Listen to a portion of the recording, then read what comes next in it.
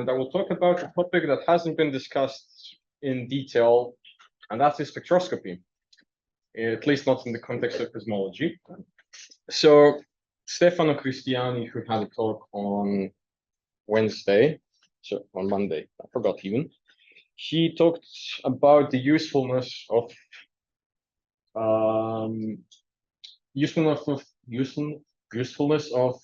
intergalactic medium for cosmological studies. And I will be talking about two topics. The first one are measurements of fundamental constants at high redshift.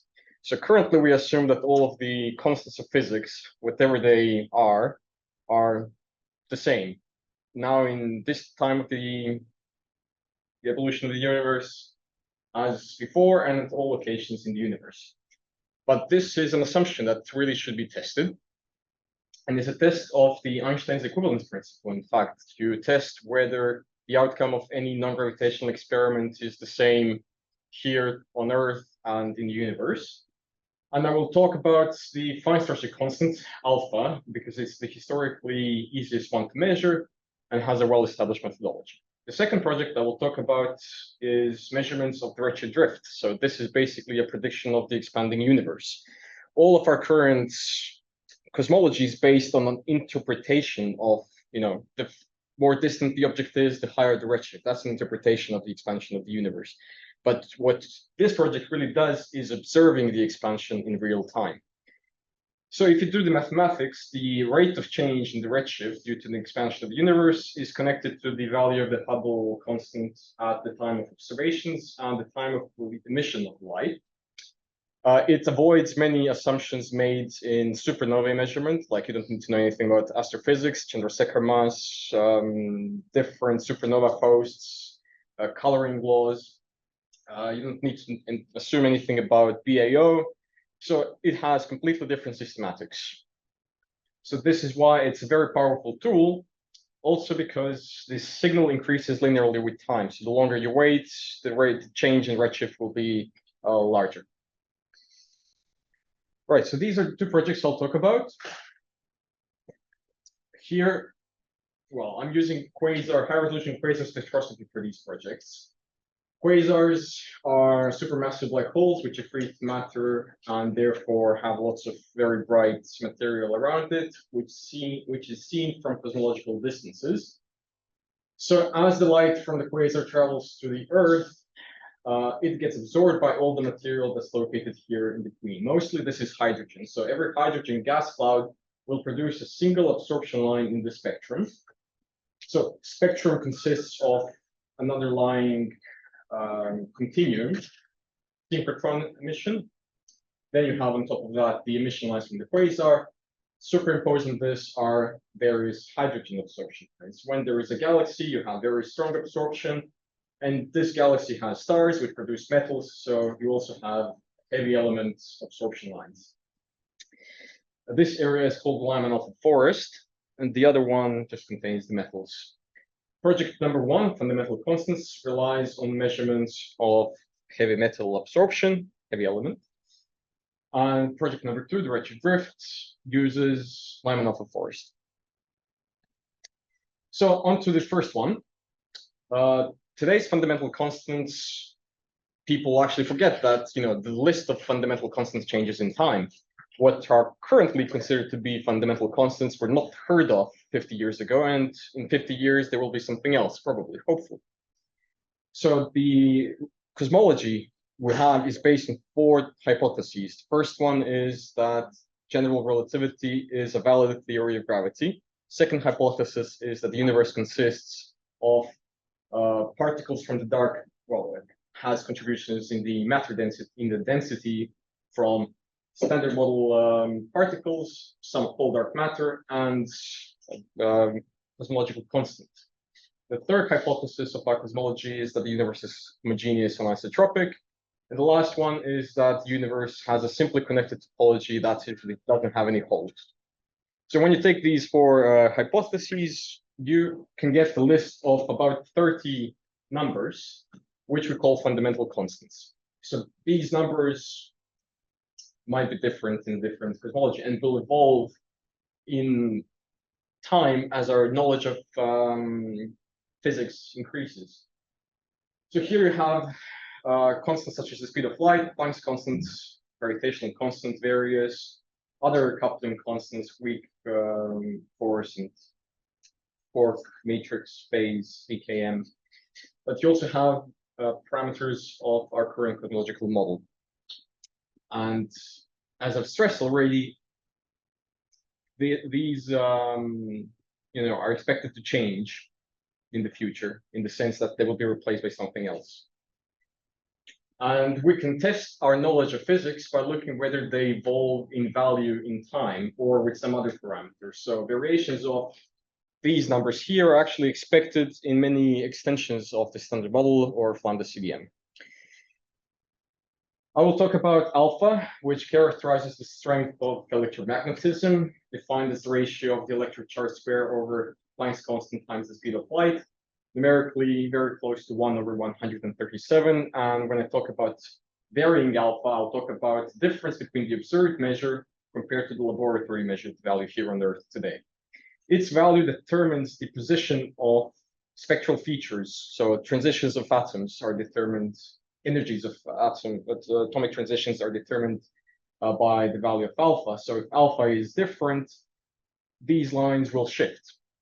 And you can calculate from theory what is the expected shift given some change in alpha by doing some complicated relativistic Hartree-Fock equations.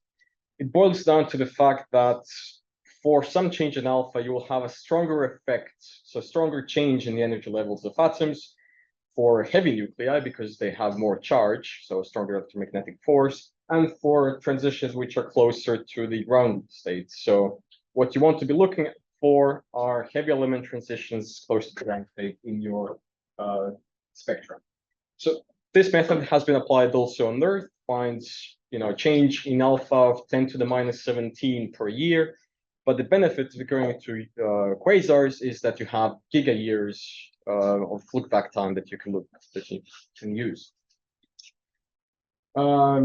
Change in velocity can be expressed as a velocity shift. So velocity change will depend on some proportionality coefficients Q. So that's the sensitivity of some transitions to a change in given alpha value.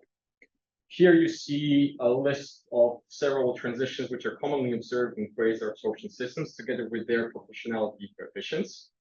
And here I'm showing a case for delta alpha or alpha is 0, so terrestrial. All of them have velocity shift of 0. And as I start this animation, you will see that different transitions move in different directions. So some will move to the blue side, some to the red, but they do this coherently. So it's a correlated shift across all of these transitions. And that's what we're trying to measure in quasar absorption systems. What's beneficial to get the very good accuracy, of course, is that you have very clean systems with high signal to noise. You know their Q coefficients, you've measured their wavelengths in the laboratory, you can measure them in your astronomical spectrum with the same level of precision. You also want to have Q coefficients which are both positive and negative with large delta Q, but also some transitions which have very small Q factors because you want to have a check on systematics. What limits this is the fact that you don't have simple systems. You have blends of absorption systems that is impossible to retrieve from modeling. So you don't really ever know what's the underlying component, velocity component structure. You, of course, don't have infinite signal to noise. You don't measure things perfectly in your laboratories or in your instruments. And then, of course, there are other issues with data. So these transitions,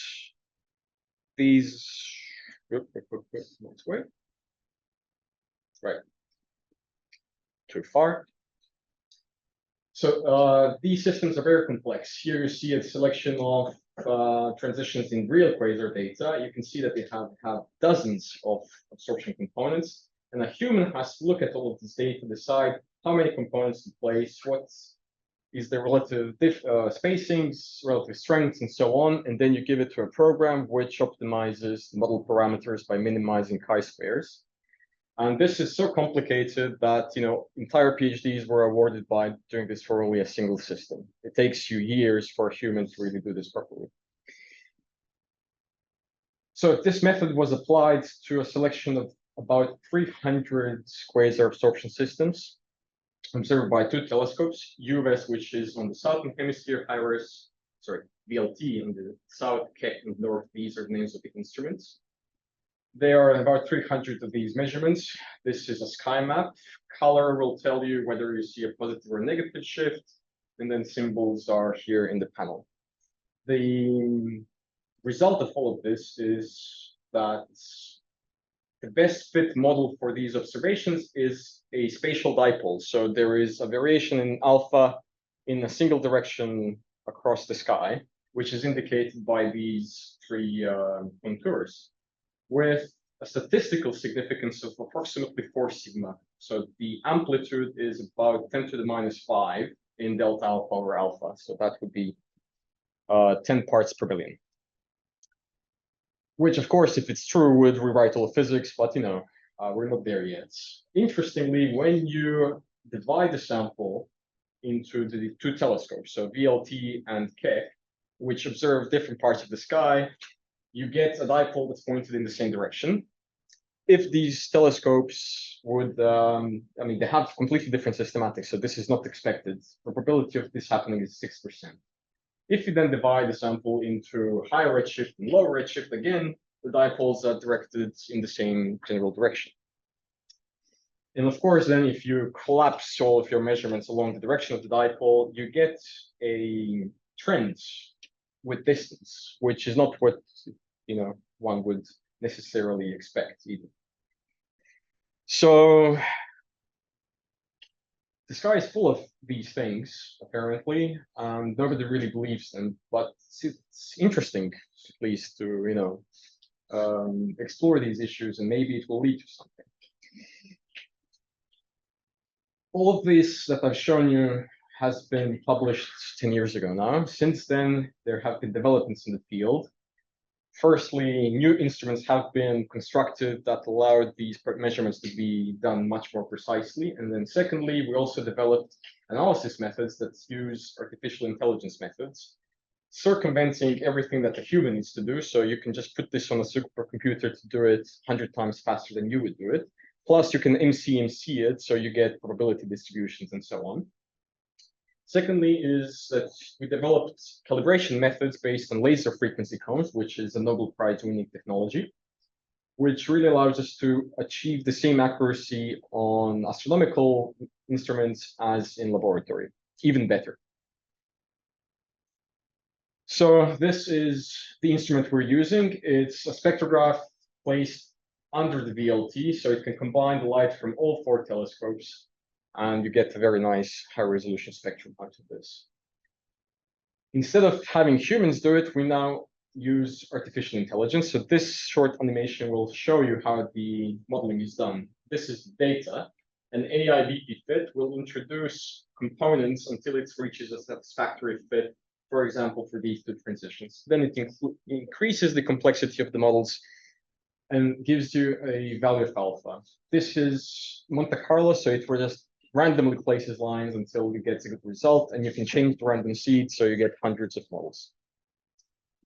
Another problem that we had to tackle in doing this is optimization. So usually you take model parameters, you minimize chi-square, and it gives you the values, best fit values for your parameters. You assume in all of that your chi-square space is well behaved, it has a single minimum, and that your parameter values are at that minimum. You can add the number of parameters to your model, but what happens then is that you simply asymptote with chi-square. You can do it to 0. You're overfitting the data. It's not really meaningful. But you can find the sufficient or appropriate number of free parameters by using information criteria, which is defined as chi-squared plus some penalty term, which penalizes you if you increase the number of parameters, or if you introduce parameters which don't help you explain the data. So instead of having a asymptotical behavior of chi-square, you add this term. So when you find the minimum in this space, you have found your optimal number of models. And then, of course, you avoid any potential minima, or you can alternatively map them out. So you can get multiple minima, know how your result actually depends on the path you took in constructing the model. We even developed a spectroscopy information criterion for this purpose. I will not go into this. The second project is redshift drift. You take a theory of gravity, you do the mathematics, and you get these equations. So there is a lot of ongoing effort that has gone into determining densities of various components that are to the energy of the universe, energy stress energy tensor, and their equation of state. This is basically what cosmology is trying to do right now. The other way is by measuring the redshift drift, as I've said. So if you have some galaxy that is at a moving distance chi, you observe it at some time t0, you measure its redshift to be z0, then some time passes, the redshift will change, and you will just have measured a different redshift. From the definition of the cosmological redshift, you can take the time derivative and calculate that it depends on the Hubble parameter values at the time of observation and time of definition in this way. And you can approximate this for short time periods. It's just delta z over delta t, basically. This is a very, very tiny effect when you put in the numbers. You don't see, so this is 10 to the minus 10 H70 per year. Or if you express this in the change in redshift, it's several centimeters per second per decade, which would be 10 to the minus 8 to 10 to the minus 9 relative precision. So it's a really, really tiny effect that on the detector of instruments means a change of like less than 1 angstrom, but on the physical detector. There are two programs that plan to do this. The first one is the Extremely Large Telescope using the Lyman alpha 4s that I've shown you. And it will probe out these functions. So, well, I could have explained actually first that the colors that you see here are different cosmological models. This one is the one that contains lambda. So delta, omega lambda is 0.7. And as a result, redshift drift is positive until redshift 2, after which it drops down.